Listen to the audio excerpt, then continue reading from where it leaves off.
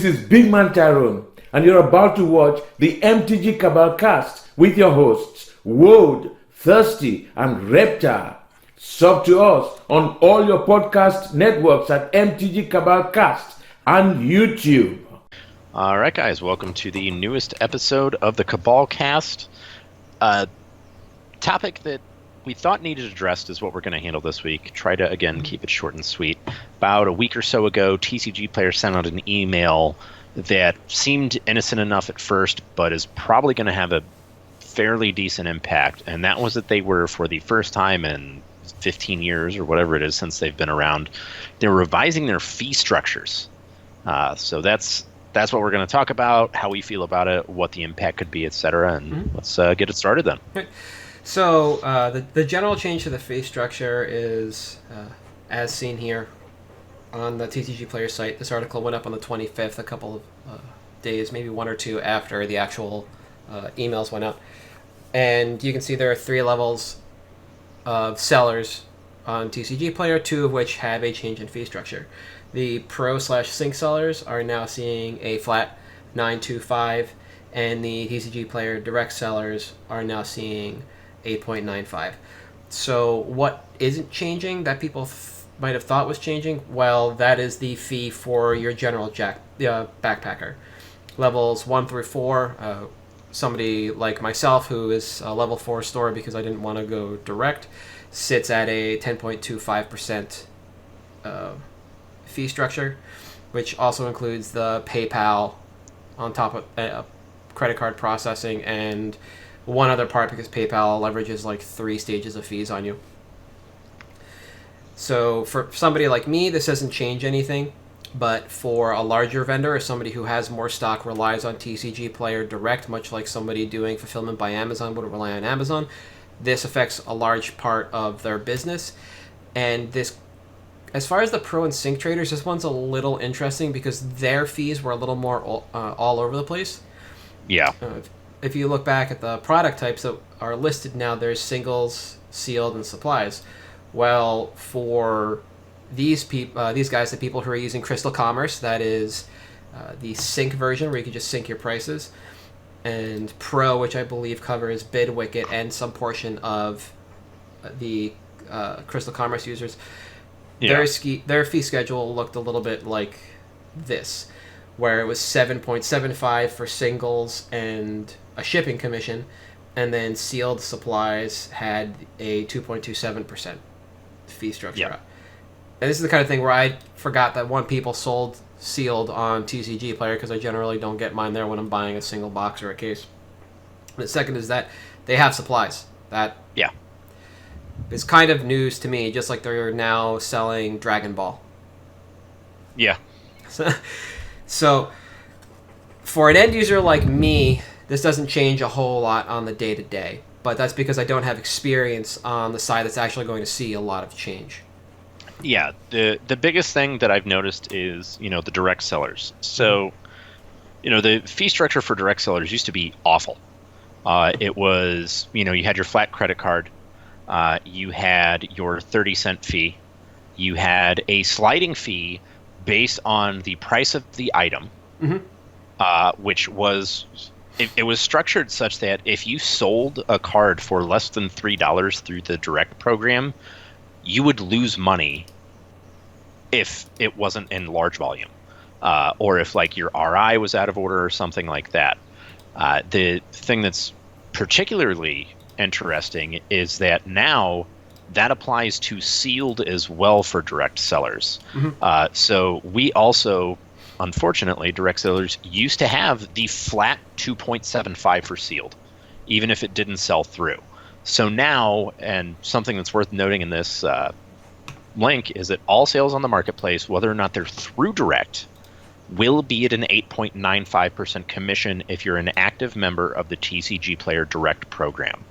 So a lot of the larger TCG vendors were moving, large amounts of sealed product through TCG because at a 3% commission, it made sense for you to do that. And now that that's going up to a 9%, I imagine that some of those larger vendors may start dropping boxes over to Amazon where you can sell them for way more, and before you do anything, like when you set your price, Amazon tells you how much you're getting after all of the fees. The other interesting thing about this is that for anyone that's ever participated as a seller in the direct program, one of the most frustrating things in the world is that you would see a card was direct eligible, and you would throw it up there, and you would think, all right, great, it's direct eligible, it's going to be in an RI, I can just go from there. But it wouldn't sell direct. So then you had this weird problem for some vendors where they would have a direct inventory and a non-direct inventory. And it was like managing two stores. Because you only wanted the cards that were eligible for direct, that were in the right fee structure for you to be selling them under direct, to be in that inventory. And the cards that weren't, you would want elsewhere. For example, Anointed Procession was one that a couple weeks ago, I think TCG low was about $12. Well, direct low was $19. So you would move that over to the direct inventory, obviously, and it would be subject to a different fee structure. So this being a bit more universal, I actually think makes it easier to sell singles as a direct seller. Okay. Because you have one commission that you pay on singles, and that's it. You don't have to do the math individually for anything. It's a flat 8.95 instead of sliding fee, credit card fee, processing fee, commission. Yeah. And I think that that's going to be very, very good for the larger scale buyers. I think that, like you touched on, that the fact that by and large it doesn't affect backpackers, I don't think there's going to be a significant impact on singles prices because of this. I don't think so either. And that was really kind of the call to arms, was that when a lot of these numbers were unknown, so what is this going to do to the backpackers? Because this is the first time TCG has upped their commission, like they said, in 4 or so years. And what we saw floating around was really just the header of the article in the first 2 paragraphs. The information contained within was not there.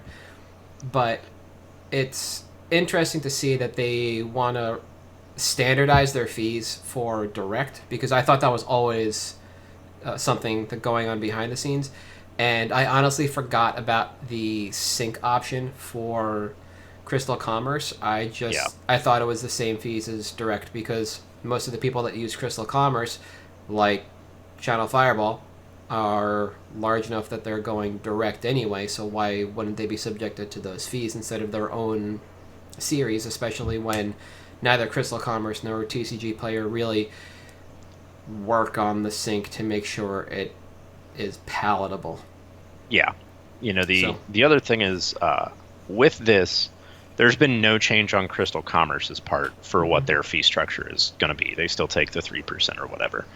But it's, I was one of those people that at first I was like, man, if they really up all of their fees, all of a sudden places like Sick Deals become the de facto marketplace. Yeah.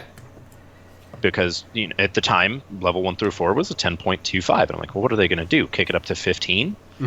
And there was a lot of outrage over we're not going to make as much money. Prices are going to go up. Vendors are going to pay less. Blah blah blah. And I think that they hats off to TCG Player for giving doom and gloom. At least that's what everyone thought. And then 2 days later, they were like, no, it's okay. Here it is. Yeah. Wizards should do that. Just throwing that out there. We're treating businesses like businesses, and they're going to pay their fair share now, too. And the sync guys are going to catch up as well. And it doesn't really affect the individuals, which is kind of what the platform was made for to begin with. You want to be an individual on there and sell some stuff out of your collection to help monetize playing the game. Keep doing it. You're going to hit some more fees, but you're just you're going to float along, basically. Yeah. And I like that a little bit. The mainly because I'm not affected by the fee structure.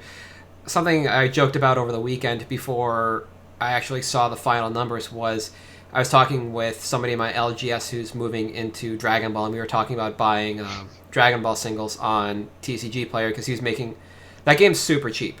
So a lot of his absurd. So a lot of his orders are for cards that cost cents on the dollar, and he's putting together maybe $20 to $40 worth of orders for 2 decks.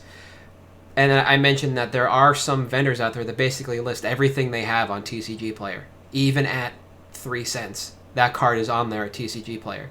Stuff like that might disappear from the marketplace, and I wouldn't be surprised that you can't buy a non-foil Stormcrow or Welkin Turn on TCG Player anymore, because small inventory like that now being subjected to a flat, 9% fee instead of the scaling shipping, what do they call it? Shipping replacement fee. Yeah. You're going to lose more. You might not lose more on that card overall, but you might have to raise your prices to the point where people just aren't going to care anymore. TCG Player doesn't have the same kind of algorithms that eBay and Amazon use, where the more people that look at your auctions or your store, the higher you are, the more frequently you get the button, so to speak. Yeah. You can't game it like that. I'm not sure what powers the direct button, but I know it's not just having a wide inventory. So that'll be interesting to see, but I don't think that affects really anybody. That's more on either side, the buyer or the seller. If these guys have to pull down some of their cards because it doesn't make sense to host them on direct anymore, then so be it. Nobody was out there buying them to begin with. Yeah. The other thing that I thought was interesting was they're starting to include sealed product in their bonus bucks, which I think may actually be pretty good for driving sealed sales to TCG. One of the big things, obviously, if you could win a box at a GP, sell it to whatever vendor is paying either $50 or $75, depending on what set it is. Mm-hmm. I think current buy list for Core 20 is $50. Makes sense. War of the Spark is $65, and Dom is $75. I just think it's interesting that people may actually start buying these more or saving for when these promotions happen. Mm-hmm. I for one, it's all memes, so I save my kickback credit for large-scale mountain goats. I know some people that save their kickback credit and they'll stockpile it all year long and then buy a duel or something. Mm-hmm. I think that giving this option of people that like, hey, I want to buy some sealed product and sit on it. I'm going to do it during a kickback, and all of a sudden my $90 box becomes $81 because I've got 10% back. Yeah. And I think that is also something that admittedly is good for sellers and buyers. Mm-hmm. So it's interesting that compared to some of the other sales platforms out there, TCG seems to actually be doing something smart for both sides. I agree with that, and the reason I like Sealed as an example of that is because it's direct competition to a marketplace that already does kickbacks, eBay. Yeah. And what you see a lot of times on eBay is because not a lot of large stores operate through eBay and offer a lot of large stock items. They will up their prices by whatever the kickback percent is to basically make the item cost the same. I don't see that happening on TCG Player, and because there's the barrier to enter as a vendor on TCG Player is so low, you're still going to be able to find those deals where the kickbacks on TCG Player put downward pressure on the market in regards to pricing for seals during times of kickback. But it also gives people the ability to leverage two different platforms for kickbacks like that, combined with a credit card that gives some form of cashback. Buying on more than one marketplace now, because that is a lost market share that they've now reclaimed, makes it a lot more palatable to buy more than one box, save your kickbacks on both places, and continue buying and operating that way. Either saving up like you mentioned, or stumbling into a large amount of cards for speculation because you just have kickback money sitting there. Yeah. That's actually something I didn't think about at all. So it's nice. I think it kind of segues us into our second point about this, which was overall the changes that are being made. Do you think it's good for the economy, the Magic economy? So I think it is, especially. I mean, anytime you take some of the confusion out of being a seller, it's great. Yeah. Anytime you add that transparency for the buyers, it's also great. Not that everyone's going to read it, obviously, but I don't know how many times I've explained to someone like, look, I'm only going to give you this much on this card because I eat this much in fees. Yeah. I have to pay someone this much an hour to condition, list, whatever. I have to pay someone this much an hour so that they can pull it from inventory, package it, everything else. And I think that putting that information out there is good. And I think that, especially being transparent about what you want that money to do, and what type of programs you're rolling out that incentivize buyers and sellers is good.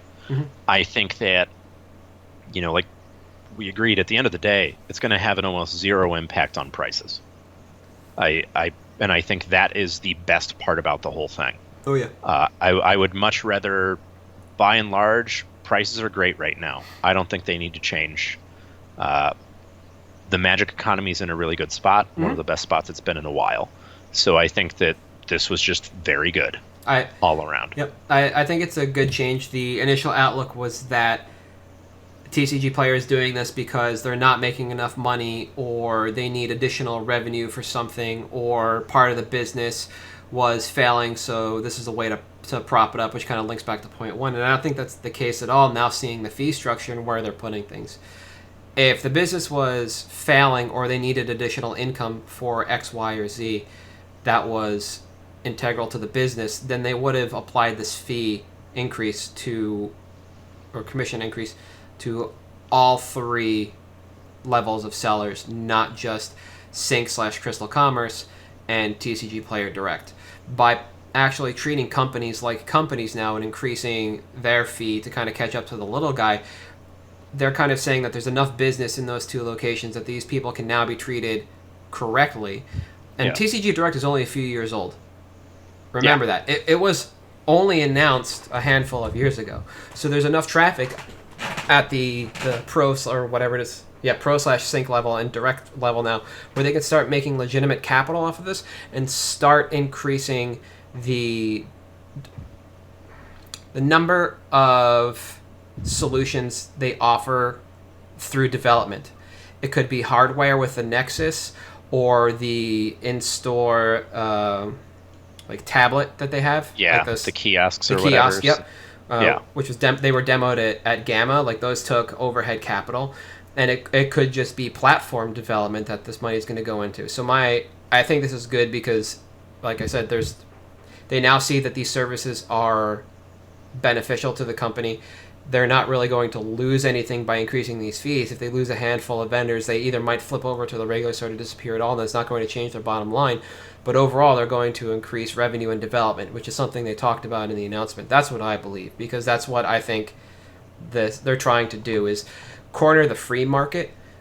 Yeah. And to do that, they need to keep innovating and keep ahead. There are a lot of people that don't understand development cycles and how development works, and if you stay stagnant, you're going to fall behind. Just because you're the biggest, the best now, doesn't mean in 6 months, 12 months, 18, you still will be, unless you keep innovating in your space.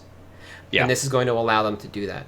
So I applaud the effort, and I applaud the transparency, and I don't think this goes into effect for another month, so this might not have been the best time to make the announcement, maybe somewhere between MH1 and now, so people kind of got ahead of it and could expect it in that lull where we didn't just have a pre-release. Yeah.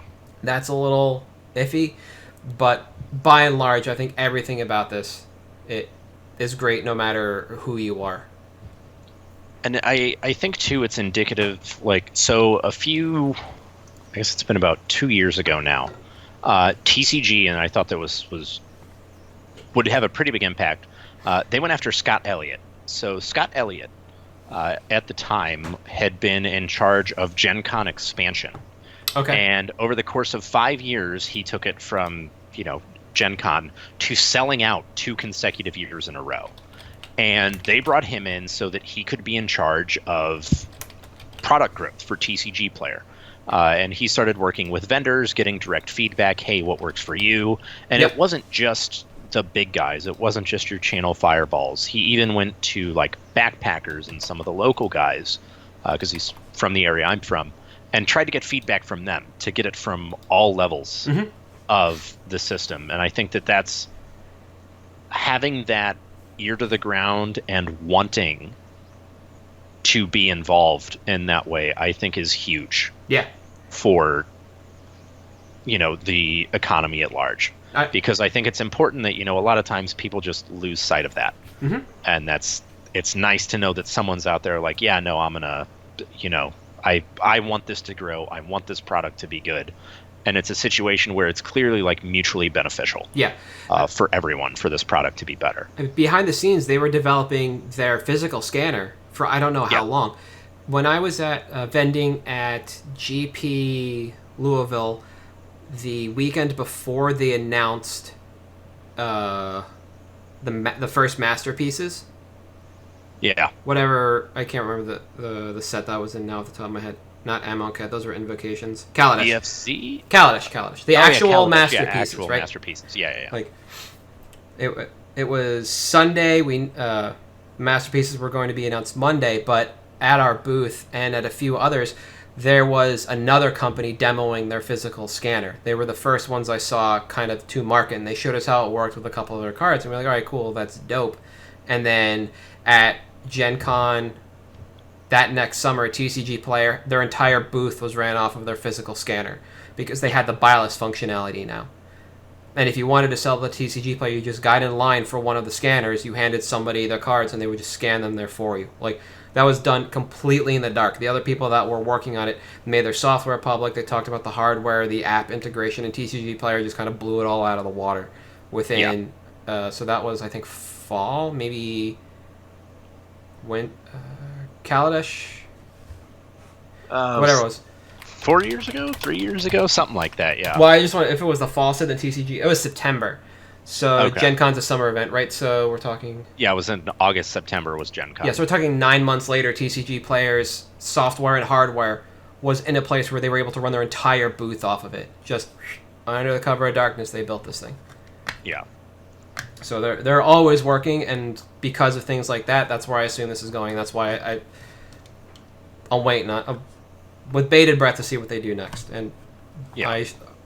My hard and fast feeling on this is that that's where this money is going, R&D, and I applaud them for that. Yeah, and I think that's good. You know, it's funny to see like what they do compared to, you know, eBay and what the feedback is like, because I've never had a bad experience so far with dealing with TCG customer support. But when you're dealing with eBay customer support, it's a nightmare most of the time. Oh yeah, it's almost like working with a mom and pop shop compared to a big box retail store. It's weird because they're both huge entities, but eBay is just so large. Yeah, it's out of this world. Yep. Before we get on out of here with picks, I want to spring a second topic on you. This has been my plan. Sure. So, the collector's edition card market. Get the fuck out of here. God. All right. So we know there is a market for these. Going into the pre-release, people were looking at the price adjustments on MTG stocks and TCG Player, which were fairly rock solid. I mean, some of them sawtooth because whatever, people were just rolling the dice and to see what would happen. But by Saturday morning, the economy had solidified, and the economy was neither TCG Player or whatever stocks was telling you, Channel Fireball, etc. And I have an anecdote about this and where the marketplace is, and I think I mentioned this in a tweet. But have you had any experience working with this stuff yet? Oh, it's terrible. I have never seen in 25 years dealing with this game something that more firmly is rooted in sentimental attachment and what you think the card should be worth than these stupid extended art, storybook, whatever. Yeah. Like, the market is the market is the market is the market. Firm believer in that. Unabashed. It's worth nothing until you get rid of it. Yep. And I can't tell you how many people are like, well, on TCG it says it's worth $90, and I'm like, well, here's where it's sold for way less than that. And they're like, no, I'm gonna go with TCG. I'm like, okay, that is so infuriating for me. Oh yeah, 100%. That was the one and only interaction I had on Saturday where somebody was kind of unruly about the price until I had all the information in front of me, and even then, when presented, they were still a little like, well, that. And I applaud them for the word. They said this sounds like flimflammery, and somebody was not making as much money as they should. So at the end of the first Saturday pre-release, somebody at that event in their prize pack won and I've got to look at the actual chart for this, and I'll pull it up for everybody from the Reddit thread, not the MTG price thing, because they're still working on finalizing it. It was a borderless Scions. Not extended art, because that's only available in the CE stuff. Borderless, right? So I'm like, yeah, I'm sure I can buy that. Let me text my manager real quick and see if we have numbers on these, because we don't, at the time on Saturday, we didn't have prices for set foils because we didn't know the rate because of these things.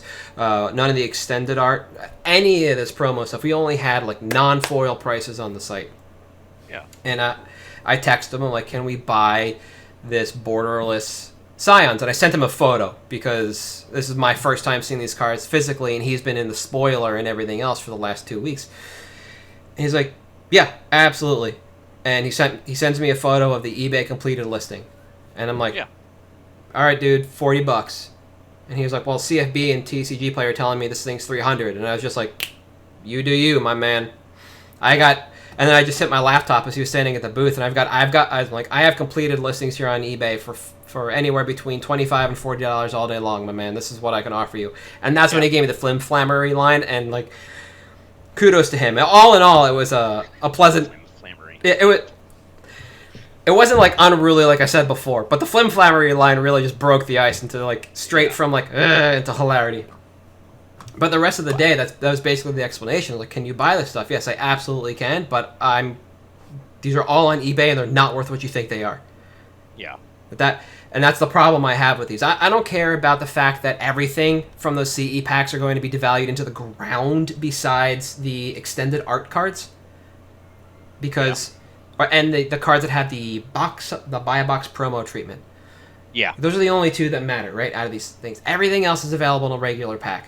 So if this is a highly draftable set, if this draft format is good, which we don't really know yet, it's not available on Arena, it's just been mono-sealed, then these things, everything else, that's Borderless Planeswalkers, showcase cards at the end, right? What people expect to be the high-ticket items, the good-looking stuff, is going to be opened into the ground if this is the highly draftable set. The only things that skate by are the foil and non-foil extended art cards. Yep. Hooty hoo. Yeah, it's, like I said, I've just never seen so much attachment over something. And I do. I also respect the bejesus out of Flim Flammery. That is such a good word to use. It's an amazing word. I was trying to figure out all weekend long what came in what, and I forgot, this graph that I brought up was put out there, or this rubric was put out there. And I was cracking my one box yesterday, and we basically hit one of everything that we could in my box. And I was just looking at the stack I had of some borderless stuff and the showcase cards, and I was like, this is ridiculous that I have in front of me more value out of the box that I effectively bought for $190 than the collector's edition booster pack that costs $30. Yep. When you break it down, the ROI on the box was so much more than I actually have the collector's pack next to me. This is outstanding. My collector's pack was a dud beyond duds. Yeah. Alright, I have a Fairy Guide Mother showcase that looks pretty badass. Like the little common. My rare was Giant Killer in showcase. I got a foil Happily Ever After. Ugh. My extended art card is Wishclaw Talisman in non-foil. The Flex Slide is a non-foil Command Tower, because, And then it's just the standard crap. I got a foil uncommon, and a foil, the rest of this set is just, the rest of that pack is just crap. Wow. I also don't know if I didn't see it circulating anywhere. I'll have to get the graph and we'll tweet it out. So they actually went through and said, here's the odds of what you get in these packs, right? Oh, jeez. And it was, I think, 37% likelihood to have 2 rares. And you are more likely to have 1 rare than 3. I beat the odds then. Yeah, you did. That's just like, dumb coincidence. How is that the second most likely of anything you can do? That how one is that the one? But hey, you know what? Whatever, guys. Power to you. You do you. So people have been debating for a little while whether or not there's a market for this stuff, and obviously there is. But the problem is that holding onto a collector's box might not be the right option here. It might actually be a regular box. We don't have the numbers yet. People haven't crunched what the rates are on opening, like the showcase card, the borderless planeswalker, like some of the actual money cards. The extended arts, because they are foil and non-foil, it's a little different. And they are nice, but I don't know what's going to be the money version of anything yet. Nobody really does. Yeah. So, because everything can be opened in multiples in a regular box, that might actually be more worthwhile than holding on to the collector's edition stuff. Yeah. And I think that the general consensus from everyone I've talked to is like, end of the day, these collector booster boxes are going to settle at $250. That's going to be what it is.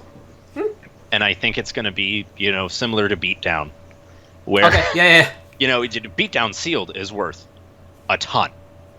But if you crack it, it's worthless because nobody wants it. I Like, have seen it's just not there. from revised forward, every set in standard, a good chunk of supplementals, except for Beatdown and I can never remember the name of it, the Pegasus set. The Italian set. Salvat. Yeah, Salvat.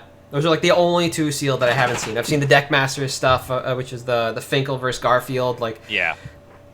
I've seen that. It's those two that I haven't seen, and it doesn't surprise me that Beatdown sealed is worth a ton. Yeah. But and I think that's where this is going. Is like it's a sealed novelty rather than a sealed collectible. Yeah, I think. Whereas, like, Collector's Edition is a sealed collectible that's going to appreciate. Yeah. I don't think the Collector's boosters continue to appreciate after a certain point. They're just done. No, but at least it isn't the full-blown arena product. It's like the $450 for a binder and some arena codes. That thing is hot Garbo. Yeah, just that's wanted bad. I wanted to bring that up because I figured I could get you a little hot under the collar. Yeah, it's so dumb. So cool you off. We'll move into picks. Yeah.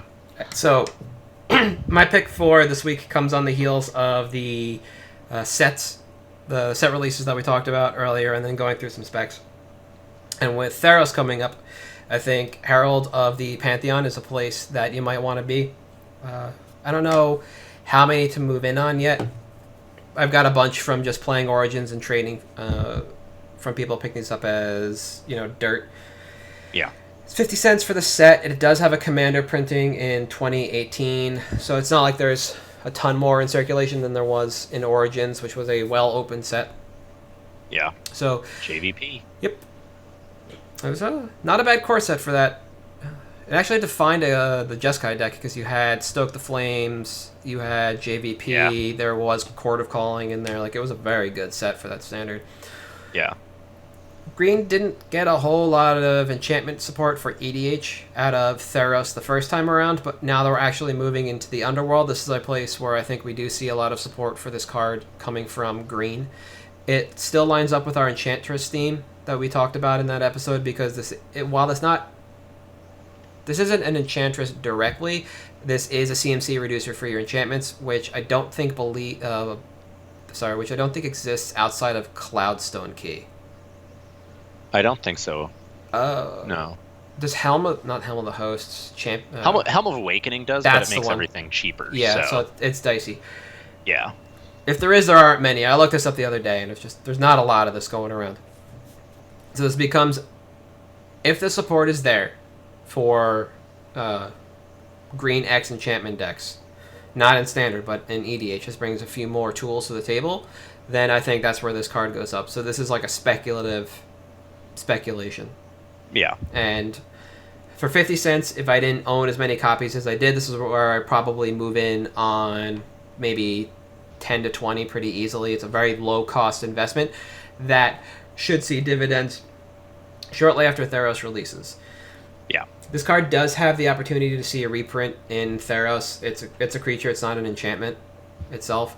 So there is that opportunity. But again, because the barrier to entry on this is so low at 10 to 20 copies, I think this is a fine spec to pick up in hopes that it is supported in Theros.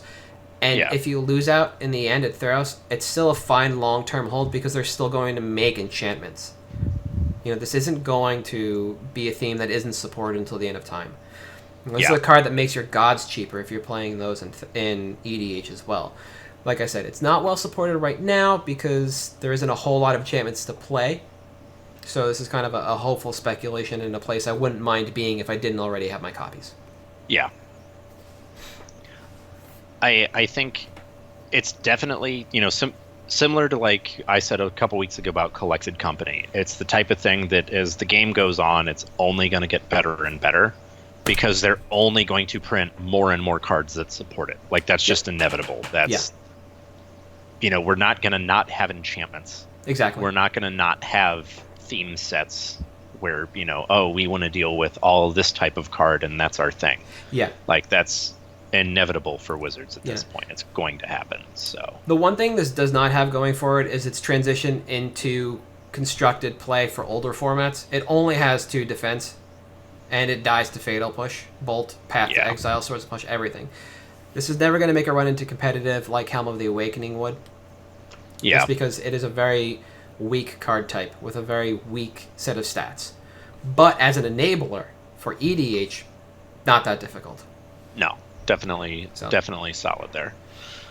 I went a little bit different. Mm-hmm. So, of course, rotation's happening. Everyone's, what do I pick up at rotation? Blah, blah, blah. I honestly thought your card came from, like, old Border era when you just put out the first name. When I asked for your pick and you're just the first name of this card, I was like, what? Where is this from? Yeah.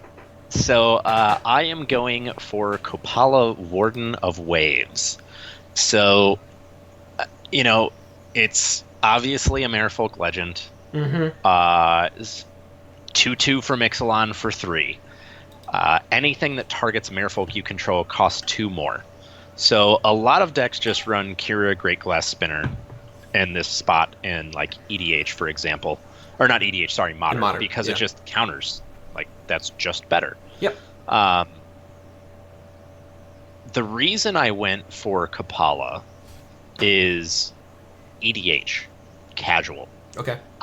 We had the most Merfolk support we've seen since Lorwyn in Ixalan. And I think that anytime we get tribal support like that, it boosts the profile of a tribe. Yes. Now, by no means do I think Kepala is a better general than Kumina, for example, who is obviously just absurd. Is Talrand a Merfolk? Yeah, Talrand as well. I think that he's tier 1. Yeah. It's just that this is the type of thing that I think the next time we get a Merfolk push, which admittedly may be a few years, I very easily see this going from 30 cents to in the hype. Once it's spoiled that, we're going back, it'll shoot up to like $4 to $5 just based on that alone. I think that's a reasonable place to put this card. Similar to, when Morph came out, there was a Fetto... It's the one from Onslaught. A Fetto Runecaster, I think? Maybe. That shot up from, being basically... from Scourge, actually. Whenever a creature is turned face up, you may draw a card. It went from being a bulk uncommon of like 15 cents to $4 to $5. The foils went from being, $4 to 15 to 20. And I think that this is the spot that Kepala falls into. And I think that, tribal is something that they can always revisit. They can always go back. It's popular in a commander product. It's the type of thing that doesn't take a lot for them to say, you know what, we're going to go, our themes this year are graveyard, non-basics, and whatever are the different decks. And they can throw Merfolk into a couple of them. Yeah, there are a lot of Merfolk floating around this game through the entirety of the history of this game. And, you just incidentally end up with a very good Merfolk tribal commander, Obviously, Thrasios is probably the best commander, period. He's a Merfolk. We may end up with a tribal Merfolk commander that occupies a similar space in terms of power level. And I think that, at 40 to 50 cents, Kepala protects itself. It's on curve for what you'd want for a Lord Yep. effect, more or less. I just think, it's a solid pickup, 20 of them for $8, and then just throw them in a box, wait until the next tribal thing happens, and all of a sudden, boom, you've walked into money. Yeah, I like that. I was just taking a look at the list of merfolk that exist at the legendary slide, and there's some in here I just completely forgot about. So, like Sig. Yeah, well, yes, obviously he's a merfolk, but it was more like Jorien, Ruin Diver. I forgot was a merfolk. Oh, yeah. Wow. I always thought there was something definitely else. did too. Yeah, so that kind of stuff. I honestly forgot Tatiova was a merfolk. Yeah. So there's been a lot of support recently, and there are a lot of people who just like playing their tribal decks in EDH. I'm sure there are other merfolk that do a little bit of protecting, like not Tidebinder Mage style, Yeah. but maybe give Shroud or something upon ETB. I honestly don't know. The only quote-unquote competitive merfolk deck I have is from Modern, and that's just Infinite Lords. Same thing as Legacy. Like, Yeah. it's Silver But you Gill don't get Adept. back to basics. Yeah, exactly. Silver Gill Adept, Curse Catcher, like 12 Yeah. to 16 Lords. Like, so anything outside of that is out of my wheelhouse. This is one of those cards that I like to just kind of sit there and be a dick with. If you're going to be playing a blue-green general that gives you access to not only Winding Canyons but Alchemist Refuge, so you always have the ability to flash in your merfolk at an EOT or in somebody's upkeep to muck with the person who wants to sit there and try and hit your guys with single target removal. It's a nice EDH pickup, and being legendary also helps it. Yeah. And by no means would I say go super heavy into this card and pick up hundreds like I would with Sarkhan's Unsealing, but 20 to 30, low cost, low barrier to entry, and you can just sit on it and forget it. Yeah, that's what I like, and I think is probably a better way to start moving in on EDH specs now, is not going super deep on these and expect huge returns, but just to kind of pick a nice number, something that you don't mind holding on to and taking up space for months or years, because some of these specs do take a long time to pay off. Yeah. I went through my spec box last week, and I found some things like that just popped, or are now on buy list for an actual amount. Like Baruna from Shadows over Innistrad is now worth like 30-some cents on buy lists, up from 0. So, things take time. They get there. Now a card. Exactly. Great. And I'm honestly going to put together that buy list and out all the extra copies that I have, because I don't care how much more that card goes up. I got it as close to 0. I'll take 30 cents on each one of them. Yeah. That's a profit of basically 30 cents over what you paid. Exactly. And I'm fine with that, and I think this is the way you got to treat these specs and a lot of VDH specs moving forward. So I think it's for sure. a good way to go and a good note to end on. Yeah. Of note, before we head out, we did pull our winner for the C19 box. We have already alerted that person in our Discord, and that is Lucena the Lucid. Yes, so thanks for tuning in, and thanks everyone that's subscribed to Patreon. Yep. If you haven't yet, we're actually very close to starting to do monthly box drawings. Mm-hmm. So for as little as $1 a month, you can start getting involved in that. So it's definitely worth looking into. Absolutely. And that edges us closer to the UMA box giveaway. Mm-hmm. So every patron we pick up definitely brings us closer. All right, guys, I just want to thank you for tuning in. I lost Thirsty at the end there. His internet went out, but you can find us at MtG Cabalcast on Twitter, and that is also our Patreon and Facebook. I am at Halt I Am Reptar on Twitter, and he is at Thirstly Sizzler. We'll see you next week.